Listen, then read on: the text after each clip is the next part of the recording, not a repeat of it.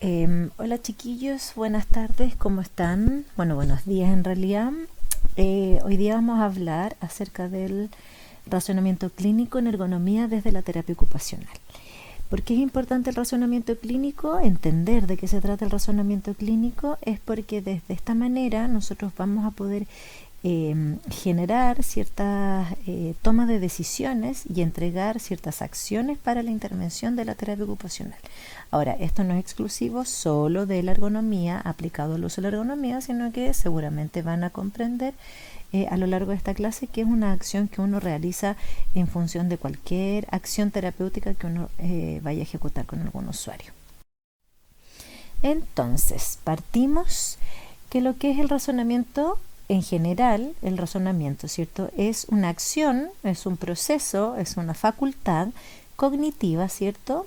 Que tienen todas las personas y que se adquiere a través de la práctica. O sea, en la medida que uno más realice este procedimiento, lo más probable es que vaya a tener mayores habilidades para poder llegar a hacer un razonamiento. Fíjense, el razonamiento es una facultad humana, o sea, no todos los seres vivos pueden razonar.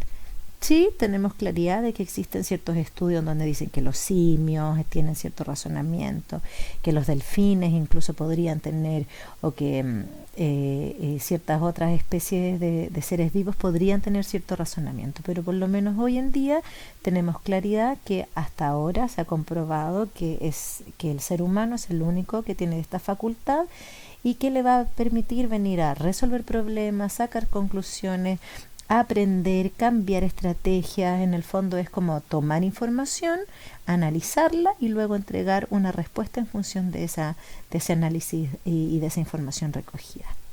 ¿Sí? Por lo tanto, ¿qué nos va a permitir el razonamiento? Como ya les dije antes, nos va a permitir ampliar nuestro conocimiento, porque en virtud de todo lo que nosotros analicemos vamos a saber si es que corresponde o no corresponde tal o cual teoría o tal o cual procedimiento, y también nos va a venir a justificar, ¿cierto? Y aportar razones de por qué nosotros estamos haciendo tal o cual procedimiento. ¿Sí? Por lo tanto, ahora en lo específico, el razonamiento en terapia ocupacional, y por supuesto no es algo exclusivo de la terapia ocupacional, pero sí es algo que nosotros ocupamos constantemente. ¿Por qué? Porque es un proceso que se da de forma implícita, ¿sí? O sea, siempre lo estamos haciendo para que podamos planificar, elegir y realizar ciertas acciones prácticas en la intervención que hacemos con la persona.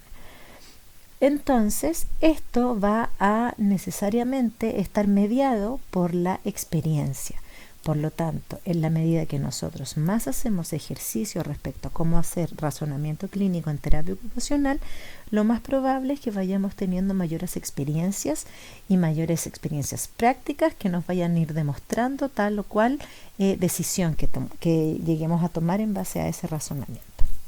Por lo tanto, así como aparece aquí bien marcado, no depende exclusivamente del conocimiento teórico, y eso es algo importante, sino del dominio cognitivo, de la práctica y de la experiencia vivida, porque todo aquello me va a venir a dar información que va a venir a permitirme generar nuevos razonamientos para poder tomar decisiones correctas, coherentes y acertadas según la situación de la persona. ¿Sí?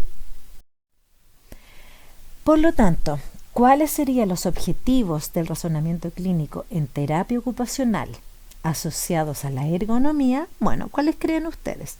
Todos los que tienen que estar asociados al cumplimiento de los objetivos de la ergonomía, que ya los vimos en la clase anterior, o en la primera clase al menos. Entonces, lo primero, desde el razonamiento clínico, guiar las decisiones. ¿En base a qué?